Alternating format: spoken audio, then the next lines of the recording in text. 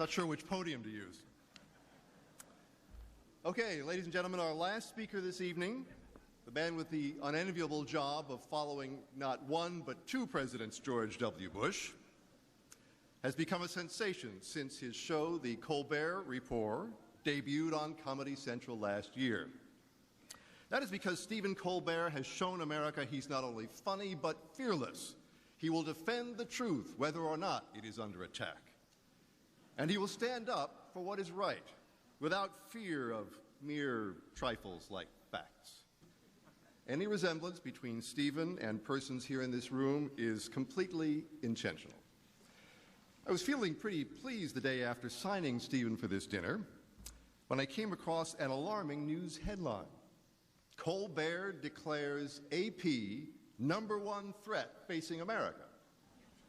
It seems AP, my company, had run a profile which failed to credit Stephen for the word truthiness, and he gleefully declared war.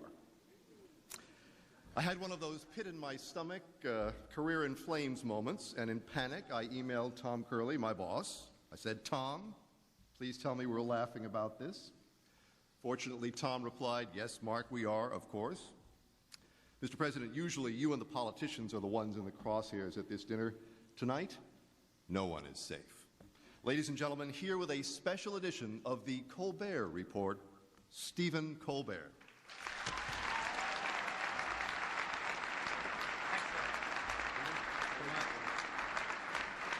Thank you, ladies and gentlemen. Before I begin, I've been asked to make an announcement. Whoever parked 14 black bulletproof SUVs out front, could you please move them? They're blocking in 14 other black bulletproof SUVs. They need to get out. Wow. Wow, what an honor. The White House Correspondent's dinner. To sit here at the same table with my hero, George W. Bush. To be this close to the man. I feel like I'm dreaming. Somebody pinch me.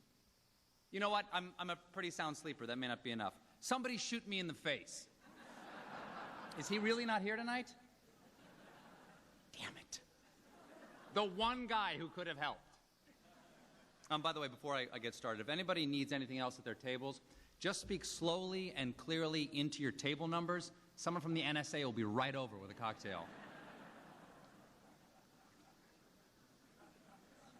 Mark Smith, ladies and gentlemen of the press corps, Madam First Lady, Mr. President, my name is Stephen Colbert, and tonight it is my privilege to celebrate this president. Because we're not so different, he and I. We both get it. Guys like us, we're not some brainiacs on the nerd patrol. We're not members of the Factinista. We go straight from the gut. Right, sir? That's where the truth lies. Right down here in the gut. Do you know you have more nerve endings in your gut than you have in your head? You can look it up. Now I know some of you are going to say, I did look it up, and that's not true. That's because you looked it up in a book. Next time, look it up in your gut. I did. My gut tells me that's how our nervous system works. Every night on my show, The Colbert Report, I speak straight from the gut, okay? I give people the truth unfiltered by rational argument. I call it the no-fact zone. Fox News, I hold a copyright on that term.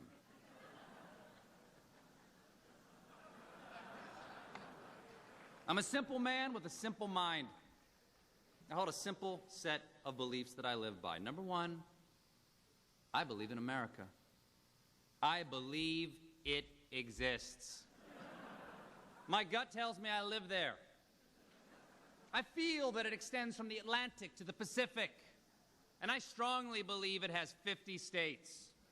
And I cannot wait to see how the Washington Post spins that one tomorrow.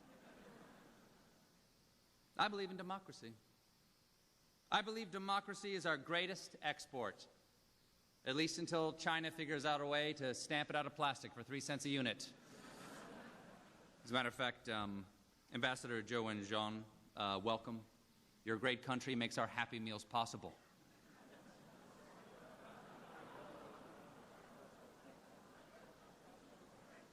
I said it's a celebration. I believe the government that governs best is the government that governs least, and by these standards, we have set up a fabulous government in Iraq. I believe in pulling yourself up by your own bootstraps. I believe it is possible. I saw this guy do it once in Cirque du Soleil. It was magical. And though I am a committed Christian, I believe that everyone has the right to their own religion, be you Hindu, Jewish, or Muslim. I believe there are infinite paths to accepting Jesus Christ as your personal Savior.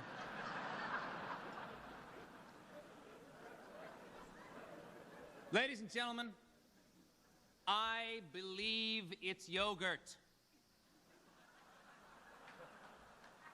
But I refuse to believe it's not butter. Most of all, I believe in this president. Now, I know there's some polls out there saying that this man has a 32% approval rating.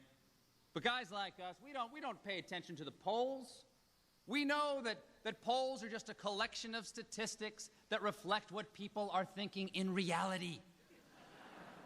And reality has a well-known liberal bias. So, Mr. President, please pay no attention to the people who say the glass is half full. 32% means the glass. It's important to set up your jokes properly, sir. Sir, pay no attention to the people who say the glass is half empty, because 32% means it's 2/3 empty. There's still some liquid in that glass, is my point. But I wouldn't drink it. Last third is usually backwash. Okay. Look, folks, my point is that I don't believe this is a low point in this presidency. I believe it is just a lull before a comeback. I mean, it's like the movie Rocky, all right? The president in this case is Rocky Balboa, and Apollo Creed is everything else in the world. It's the 10th round. He's bloodied. His corner man, Mick, who in this case I guess would be the vice president, he's yelling, "Cut me, Dick, cut me." And every time he falls, everyone says, "Stay down, Rock, stay down." But does he stay down? No. Like Rocky, he gets back up, and in the end, he actually loses in the first movie.